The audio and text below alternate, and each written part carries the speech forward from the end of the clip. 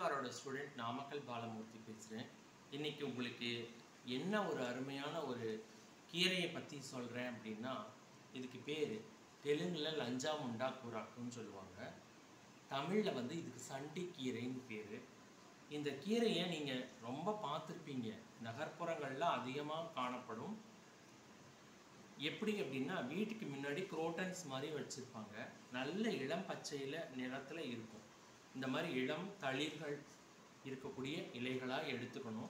இதை எடுத்துட்டு இந்த நரம்பு இருக்குது இல்லைங்களா, இப்போ பாருங்களேன், ஒரு கீரையில் நான் காமிக்கிறேன். இந்த கீரையில் இந்த நரம்பு இருக்குது இல்லையா, நரம்பு பகுதியை வந்து நம்ம எடுத்துடணும். இந்த நரம்பு பகுதியை வந்து நம்ம நீக்கிடணும். நரம்பு பகுதியை நீக்கி எடுத்துட்டு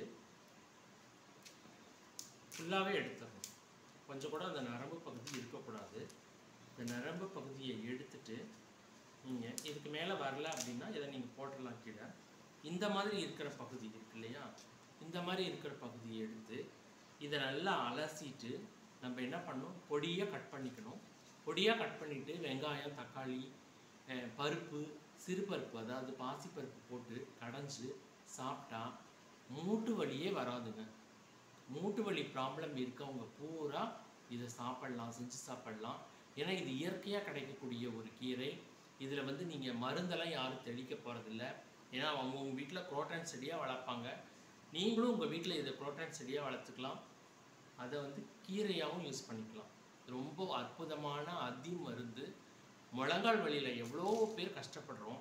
அந்த கஷ்டப்படுறவங்களுக்கு இது ஒரு நல்ல ஒரு மருந்து. இதை வந்து பொரியலாகவும் செஞ்சு சாப்பிட்லாம். தேங்காயெல்லாம் போட்டு பொரியலாகவும் செஞ்சுட்டு சாப்பிட்லாம். இல்லைன்னா பருப்பில் போட்டு கடைஞ்சி சாப்பிட்லாம். நன்றி, வணக்கம்.